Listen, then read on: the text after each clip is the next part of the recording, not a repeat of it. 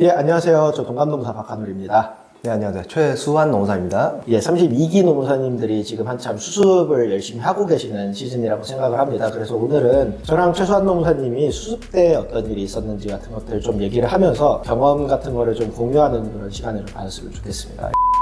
노무사님 혹시 수습 때 어떤 법인인지 좀 설명해 주세요. 일단은 저는 동기분들이랑 조금 다르게 저는 점5기였죠. 점5기라서 수습이라고 인정은 안 됐지만 저는 일을 9월부터 시작했어요. 그러니까 우리가 노무사를 20년도 12월에 자격증을 취득했으니까 네, 맞아요. 또 이제 수습 기간이 시작되는 2월에 일을 많이 시작하시는데 21년도 초에 학교를 다녔기 때문에 21년도 9월부터 제가 서울에 올라와서 이제 업무를 시작하게 됐습니다. 전 수습처를 한번 바꿨거든요. 예. 중간에 한번 바꿨는데 일단 바꾸는 게 안 좋다라고 생각하시는 분도 계시는데 저는 나쁘지 않다고 봐요. 한 번쯤은 내가 안 맞는 법인이면은 충분히 그걸 숙고해서 바꿀 필요가 있다고 생각하는데 첫 번째 수습차 같은 경우에는 첫 출근이 밤 12시였어요. 밤 12시에 출근을 해요? 사실 제 사회생활의 첫 출근이기도 했어요. 아시는 분들은 아시겠지만 당시 이제 택배 대리점주 사망 사건이 있었어요. 뭐 그때 한창 이슈가 많이 되는데 장례를 이제 가기 위해서 밤 12시에 출발을 했었던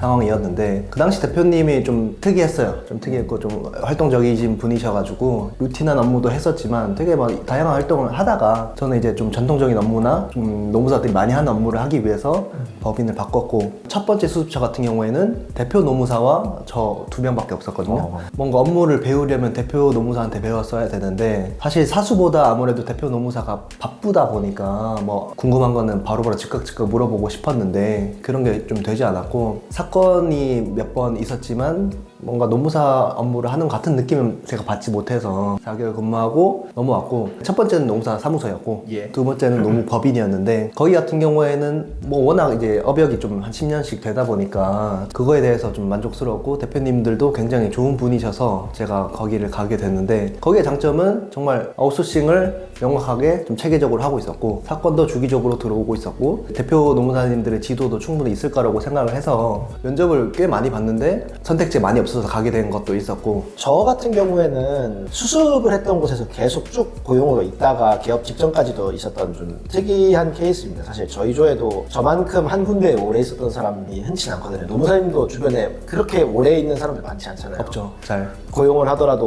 옮겨서 고용을 하는 경우도 좀 많기 때문에 제가 있었던 법인은 흔히 말하는 딱 한 중형급 정도 되는 법인이었습니다. 들어갔을 때 선배 노무사들 기수가 되게 좋았어요. 제가 일을 배우기 진짜 탁월한 운이 좋은 케이스라고 생각하는데 25, 26, 26, 27, 27이 있었어요. 그러다 보니까 이제 한 26, 27기 정도 되는 지금 딱 한 저희 정도 이제 짬이 되신 노무사님들이 이미 충분히 자기 업무를 하는 상태에서 많이 같이 해주셨어요. 그래가지고 참 초반에 도움이 많이 됐던 것 같고 사실 고용이 한 5명 정도 있으면 이쪽 업계에서 작은 법인이라고 할 수는 없거든요. 크죠. 예, 큰 편이에요. 큰 편이죠. 사실. 네. 여러분들이 생각하시는 것보다 노무법이 진짜 구멍가게들이 많아서 공동대표가 있거나 파트너가 많은 법인들은 꽤 있어요. 근데 이제 고용으로 5명이 넘어간다라는 법인은 사실 그렇게 많이 안 떠오르고 노무법인이 무슨 로펌처럼 김현장부터 시작해서 이런 대형 법인의 리스트가 공식적으로는 없지만 저희끼리 대략적으로 알고 있는 리스트들이 맞습니다. 있잖아요. 네. 근데 그런 데들도 대부분 파트너들이 좀 많고 독립주산제로 아예 팀별로 이렇게 있는 데들이 좀 많은데 저희는 팀으로 나눠져 있는 그런 시스템은 아니어서 일 배우기는 진짜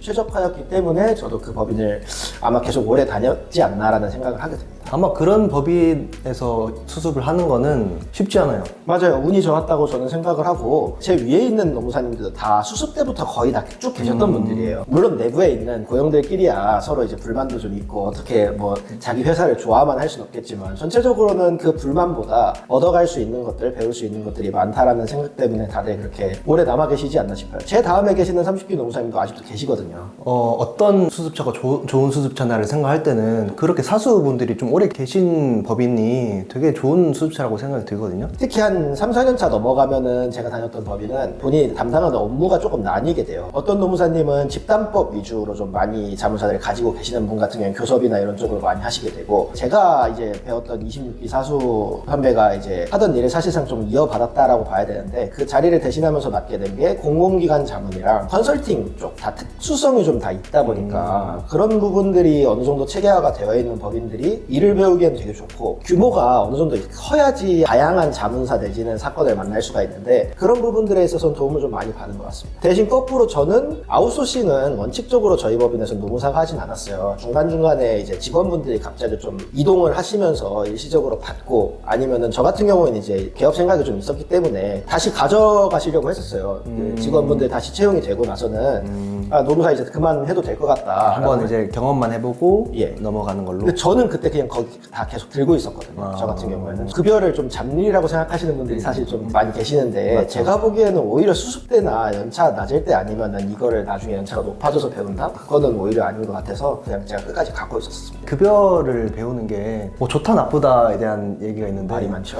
저 같은 경우에는 급여를 사실 수습 때 내내 해왔고 제 개업에 처음에 고정비로 삼기에도 급여 아웃소싱이 됐었기 때문에 아마 급여를 안 했으면은 뭐 지금 고정비의 문제는 둘째 치더라도 회사에서 어떻게 급여를 지급하고 이런 시스템을 파악하기 어려웠을 거라고 생각이 들어서 아웃소싱 하는 건 전 개인적으로는 추천드리지만 이거를 쭉 가져가는 문제는 아닌 것 같다라는 거죠. 급여 아웃소싱은 배워야 된다고 저는 생각을 하고요. 특히 저연차 때 배우면 좋은 점 중에 하나가 어차피 저희 업무가 약간 캘린더성이에요. 전반기에는 뭘 하고 월로 따져도 월 초에는 뭐가 있고 뭘 이런 것들이 다 나눠지는 것들인데 그런 걸 되게 자연스럽게 배울 수 있고 솔직히 저희 이제 노무사 시험 볼 때는 사대보험 관심도 없잖아요. 관심 없죠. 근데 사실 들어오면 저희가 진짜 중요한 것 중에 하나가 사대보험이거든요. 사실 어렵진 않아요. 근데 해보지 않으면 할 수가 없는 것들이기 때문에 무조건 경험은 해보셔야 된다는 말씀을 드리고 다만 사대보험 업무, 급여 아웃소싱 업무가 완전히 주 업무라 나머지 부분들 사건 내지 컨설팅, 자문 같은 거를 많이 할 수 없는 상황이라고 하면은 그거는 호불호가 좀 갈릴 수 있는 부분이라고 생각을 합니다. 제 수습처 얘기를 조금 더 하자면은 두 번째 수습처도 사실상 사수는 없었어요. 노무사는 저랑 비슷한 30기 노무사님 계셨고 대표 노무사님 두 분이 계셨는데 대표 노무사님들이 아무래도 노무사로서의 역량은 뛰어나고 잘 하실 수는 있어도 이 수습 노무사를 좀 가르치거나 경영자로서의 어떤 고용인을 좀 이렇게 다룬다는 거는 좀 서툴 수도 있거든요. 그런 부분에서 수습처를 또 다시 생각해보면은 불만이 있었던 것 같아요. 뭐 이게 그분이 노무사로서 역량이 뛰어나서 이것저것 활동을 하신다고 하더라도 그건 제 활동이 아닌 거잖아요. 그런 게 없다 보니까 저는 처음에 한두 달 동안 배웠던 급여 아웃소싱이 주 업무가 돼버렸고 저도 사건 하고 싶고 산재 처리하고 싶고 컨설팅 하고 싶고 자문하고 싶은데 그거를 알기 위해서는 물어봐야 되는데 그게 쉽지 않았고 아무래도 대표 노무사님들한테 뭔가를 물어보기는 쉽지 않잖아요. 맞아요. 어렵죠. 이 심리적인 장벽이. 네, 사수 노무사님이면 그나마 뭐 같이 어울리기도 하고 식사도 같이 하고 이렇게 하는데 제가 있었던 법인은 이제 2000년, 2001년 이 정도에 만들어진 굉장히 좀 오래된 법인이다 보니까 이제 대표님께서 당연히 실무를 하시지만 모든 실무에 관심을 가지시는 법인은 아니에요. 말은 고용이지만 어느 정도는 좀 자율성이 있는 그리고 뭐 대표님께 보고는 드렸지만 오더가 떨어져서 오케이라고 했을 때 보내야 되는 게 아니라 저 같은 경우에는 이제 공공기관을 워낙 많이 하다 보니까 공공기관 같은 경우에는 서면량이 진짜 많습니다. 의견서를 굉장히 많이 써달라고 하세요. 그래서 뭐 어떤 날은 진짜 하루에 의견서만 뭐 6개씩 쓰고 뭐 의견서 한 장에 뭐 짧게 쓰면 뭐 3장 길게 쓰면 뭐 한도 끝도 없이 길어지는데 진짜 거의 무슨 타이핑 기계처럼 막 치던 그런 시절이 있거든요. 진짜 중요하다 싶은 것들 아니면 저도 약간 자신이 없어서 대표님한테 어떻게 보면 좀 데스킹을 봐달라고 하는 경우들 외에는 제가 그냥 대표님 참조만 해서 발송을 해도 크게 문제가 되는 그런 상황은 아니었거든요. 그런 법인들이 어떻게 보면 흔히 말하는 수습 때 그리고 저연차 때 실력을 향상하기 위해서는 좀 더 좋은 법인이 아닐까라는 생각을 하게 됩니다. 처음에 노무사님은 수습처를 고르는 거에 대한 선택지가 있으셨어요? 아니요. 저는 11월 30일부터 다니기 시작했어요. 저는 점오기가 아님에도 불구하고 꽤 일찍 구한 편인데 저는 3차 면접 보기 전에부터 일을 한 건데 면접 본 데 중에 어디 가서는 떨어지고 하다가 처음으로 붙은 게 여기였거든요. 그냥 처음 붙은데 그냥 이것도 내 팔자다. 운명의 데스티니라고 생각을 하고서 시작을 했는데 운이 좋았던 것 같습니다. 되게 좋은 법인을 가신 것 같고 저 같은 뭐 꼭 그렇지는 급여 얘기가 나올 수도 있어요. 예전에 노무사님들 얘기하기에는 50만 원 받고 일했다. 예, 최저 못 받은 저도 할 말 하겠습니다. 일단은 기다려주시고 100만 원 받고 일했다 라고 하시는 분들이 계신데 노무사가 최저임금도 못 받는다고? 약간 이런 식의 생각을 했어요. 근데 이 말을 하면 될지 모르겠지만 지금 제가 대표 노무사가 돼서 생각을 해보자면은 물론 최저임금 법 이거 중요합니다. 근데 그거를 뛰어넘을 만큼 역량을 가지고 있고 사업적으로 이분한테 많은 걸 도움을 줄 수 있다고 하면은 제가 만약에 반대로 수습 노무사면은 급여를 적게 가져가더라도 이 법인에 남고 싶다라고 생각이 반대로 좀 들기도 하거든요. 요즘에는 최저임금 다 넘으니까 뭐 얼마를 주든 간에 두 번째 기준은 사수 노무사의 여부. 우리가 이제 얘기했던 것처럼 사수 노무사가 있는 것과 없는 거의 차이는 실무를 우리가 배우기 위해 수습을 들어가는 건데 그럼 실무를 가장 밀접하게 가지고 있는 사람은 사수 노무사. 그렇죠. 그 중에서도 2년차, 3년차 사수 노무사가 정말 잘 알고 있어요. 또 그거를 뭔가 잘 알려줄 수 있는 사수 노무사라면은 너무너무 그 법인은 좋을 거고 거기서 한 2, 3년 있어도 괜찮을 것 같다라는 생각이 듭니다. 이제 급여 얘기를 좀 주셨는데 사실 여러분들이 생각하시는 것처럼 노무사가 뭐 특히 초반에는 돈을 많이 벌 수 있는 직업이 전혀 아니거든요. 수습 때 보통 최저임금을 주고 노무사들이 바보도 아니고 자기가 노동법 하는 사람이라 최저임금법 자체를 위반하진 않습니다. 다만 이제 수습을 하다 보면 뭐 100만 원, 150만 원 받는 경우 아직도 있거든요. 애초에 소정근로 시간이나 이런 것들을 뭐 파트타임으로 잡는 거예요. 당연히 당사자들끼리 합의는 돼야 되지만 그렇죠. 앉아있는 시간이랑 꼭 배우는 게 비례하는 건 아니에요. 그리고 이제 법인이 좀 신생이거나 뭐 이런 경우들 같은 경우에는 애초에 줄 업무들이 많지 않기 때문에 뭐 예를 들어 하루에 4시간, 주에 20시간 이렇게 계약을 하면은 그러면 이제 100 조금 넘겠죠. 그렇죠. 100 조금. 저희 때 기준으로는 100만 원은 안 넘었었는데 그러다 보니까 100만 원 받는 법인이라고 하면 보통 그렇게 계약을 하는 거고요. 풀타임을 쓸 건데 이렇게 의도적으로 하는 법인이 진짜 나쁜 법인이겠죠. 기본적인 부분을 지키지 않는다라는 거니까. 그렇죠. 최소한입니다. 최소한. 그렇죠. 저는 거기에 하나를 더 붙인다면 핵심이 되는 업무들을 가지고 있는 법인들이 분명히 있습니다. 큰 법인이라고 해서 다 좋은 게 아니에요. 큰 법인은 태생적으로 모든 걸 다 할 수밖에 없는데 제가 있었던 법인처럼 좀 특정 업무는 누가 하고 특정 업무는 누가 하게 돼요. 그래서 이제 사수를 누구를 맡냐에 따라서 같은 법인에서 하고 있는 업무 중에 진짜 딱 요만큼만 배울 수도 있는 경우들도 있거든요. 노무사들이 집단법 많이 하지만 또 거꾸로 말하면 하는 사람만 하거든요. 맞습니다. 법인도 하는 법인만 합니다. 우리나라 노조 조직률이 15%가 안 돼요. 그러다 보니까 조합을 애초에 가지고 있어서 단체 교섭 관련된 얘기를 하는 경우들이 그렇게 많지는 않거든요. 단적으로 말씀드리면 전 부당해고 구제 신청을 굉장히 나중에 한번 해봤고 부당 노동행위 구제 신청만 2번, 3번 했었거든요. 수습 때. 오히려 지금 저희처럼 개업을 하면은 당분간 부당 노동행위 구제 신청을 할 일이 별로 없거든요. 작은 법인에서 좀 경험하기 어려운 것들을 할 수 있는 특화가 돼 있는 법인이었으면 좋겠다라는 말씀을 드립니다. 그래서 방금 집단법 얘기를 하셨는데 저도 최근에 이제 노조 자문을 시작했잖아요. 어떻게 따오셨는지 정말 궁금하긴 한데 노조 자문을 시작했는데 아까 제가 수습처 얘기를 했던 것처럼 저는 노조 집단법을 노동법 2 공부할 때 말고는 한 번도 본 적이 없었죠. 부당 노동 행위가 몇 가지였는지도 가물가물한 그 정도였는데 최근에 노조 자문을 시작하면서 와 이거를 내가 수습 때 조금 배웠으면은 제가 도움도 많이 얻고 있는 상황인데 아무래도 그런 특화된 영역은 정말 법인마다 다르고 정말 그거는 운이 좋은 거라고 봅니다. 그리고 이것도 있어요. 대부분의 조금 역량이 있는 법인들 같은 경우에는 청에서 계시다 아니면 공단에서 계시다 나온 흔히 말하는 고문님들이 계신 경우들이 있어요. 고문님들한테 배우는 게 꽤 있다라고 생각하는 사람이거든요. 물론 그분들의 성향이 어떤 성향인지 그리고 사실 이름만 달아놓고 안 나오시는 분들이 대부분인 법인들도 있지만 그분들은 예를 들어 뭐 서울 진호위 뭐 무슨 위원 뭐 이런 거 하시고 굉장히 좀 여러 가지 일을 하셨고 막 청장이신 분들 아니면 뭐 적어도 뭐 지역에 있는 과장이라도 하셨던 분들이라고 하면은 굉장히 배울 게 많아요. 이런 어떤 사건 같은 게 있을 때 그분들은 사실 업으로 이걸 막 30년씩 하신 분들이면은 어떻게 보면은 대표 노무사님이 가르쳐 줄 수 없는 거를 그분들한테 배울 수 있는 경우들도 있거든요. 근데 이제 물론 이거는 본인이 얼마나 흔히 말하는 자기 부모님 뻘인 분들한테 얼마나 좀 친근하게 다가가고 알려달라고 할 수 있는 사이가 될 수 있느냐는 또 별개의 문제긴 하지만 맞습니다. 네. 만약에 그게 된다라는 전제 하에서는 요거는 물론 수습 때 이렇게 물어보긴 쉽지 않지만 수습이 끝나고 나서 한 2년 차 정도 됐을 때 노무사 업무라는 게 막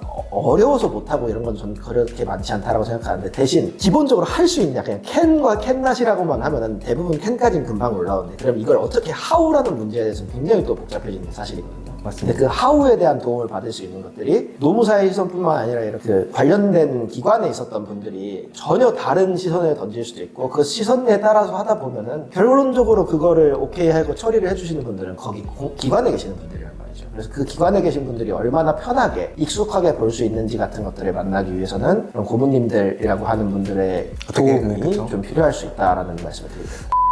말하다 보니까 생각난 거는 동기가 있는 법인을 가는 게 좋습니다. 제가 F라 그런지 모르겠는데 심리적으로 엄청 도움이 많이 됐어요. 저희 법인은 짝수로 꼭 2명씩 뽑는 법인이었거든요. 기수별로 2명씩 딱딱 뽑다 보니까 물론 이제 뭐 동시에 뽑는 경우도 있고 저 같은 경우에는 제가 좀 먼저 들어왔고 제가 한 3개월 정도 일을 했을 때 또 들어왔는데 저희 사실 뭐 수습 때 기분 나쁘고 어떨 때는 좀 억울한 일도 생길 수 있고 그럴 때 같이 좀 이렇게 공유할 수 있는 사람이 좀 되게 좋거든요. 좋은 좀 선의의 경쟁심 같은 것도 솔직히 생기거든요. 저는 그 동기와 이제 결과적으로는 책까지 낸 굉장히 좀 특이한 케이스로 오게 된 건데 동기를 뽑아주는 법인 그게 두 가지 의미가 될 수 있는데 첫 번째는 그 정도의 여력이 된다는 뜻이기도 하고요. 꾸준히 뽑을 수 있다라고 하면은 법인이 뭐 당장 쉽게 말해서 뭐 요즘 고용한테도 솔직히 막 그 영업에 대한 약간의 압박을 하는 그런 법인들이 있는데 그런 경우는 전혀 아니라는 뜻이기도 할 것이고 두 번째로는 법인에 그만큼 시스템이 있다는 뜻이거든요. 이제 이미 인력 계획이나 이런 게 다 되어 있는 상태에서 하고 두 명을 뽑게 되면은 서로 다른 걸 잘할 것 같은 사람을 뽑게 돼요.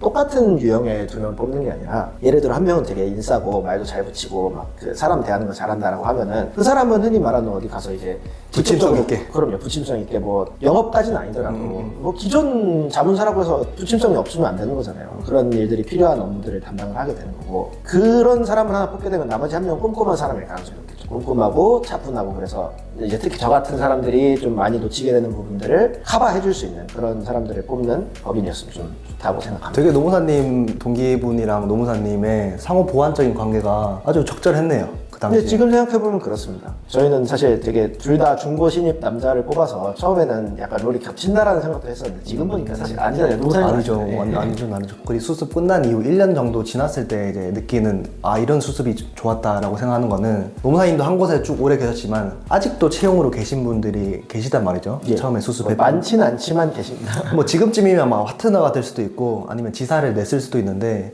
그 정도만큼 나 수습 노무사를 생각해준다 라는 그 대표의 마인드 그리고 그만큼의 시스템이 갖춰져 있고 업무가 많다 여력이 있고 그런 수습처면은 사실 저도 개업을 빨리 안 했을 것 같거든요. 앞으로 비전에 대해서 명확하게 해줄 수 있는 그런 수습처도 정말 좋을 것 같습니다. 네.